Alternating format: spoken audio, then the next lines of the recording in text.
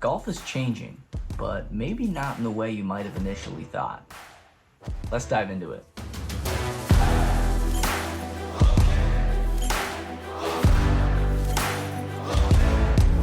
Hey everyone, my name's Justin. Hope you're all doing really well today. We're going to talk about how golf is changing as a game, as an industry, and whether or not that might be good, bad, or maybe a little in between.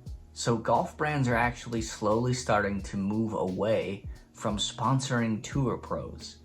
Now, why would golf brands want to take a step away from the tour, which is the highest level of golfing and where they might be getting the most exposure for the best players in the world using their brand of products? Well, they actually might not be getting quite as much exposure as you would think. In fact, there are some tour players that aren't even signed at all, and they just play with whatever clubs that they want to play with. The big shift that we're seeing happen is golf brands like Callaway and Taylormade are taking the first steps to signing influencers, people in social media, people who gather a lot of attention on a consistent basis instead of tour pros that only maybe get a little bit of attention when they're playing their events, and maybe even sometimes only those big events like the Masters and the Ryder Cup.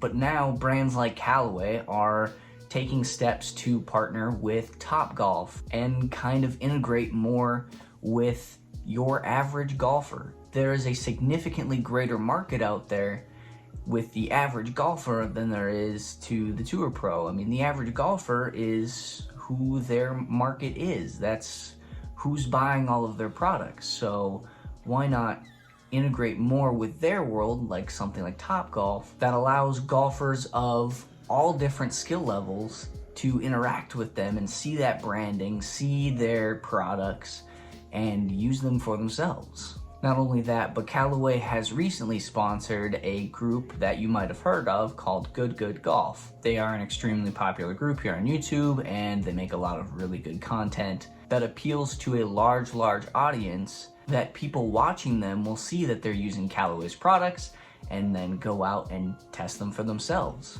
A group like Good Golf is going to gain Callaway significantly more exposure to their golf brand and just golf in general for all skill levels than someone who watches golf on television and sees a tour pro using it. Now on TaylorMade's side, they recently sponsored two ex-Good members, Micah Morris and Grant Horvat. And while those two are still influencers, they are slowly moving into potentially playing on a professional level. There's a lot more potential for exposure from those two than there would be from some other tour pro that doesn't make any kind of content. Now with Callaway and TaylorMade recently taking those steps, this could lead to potential other brands down the line sponsoring people who have a large social media following and can get that brand name out there to as many people as possible. There's even a super crazy amazing YouTube channel called Mythos Golf, which you should absolutely subscribe to and hit the like button down below. Now, I believe all of this is a good thing because it only further increases golf's exposure to as many people as possible, and that means that it's far more accessible to people new to golf or people who want to just try some different products. A lot of times you see a tour player even using those products, but you have no idea what their thoughts are. You just know that they play it. When you have someone who's an influencer that can tell you more about the product or about the equipment that they're using, that makes a much bigger impact than just seeing someone on TV hit it for a couple of shots. So what does all of this mean for down the road?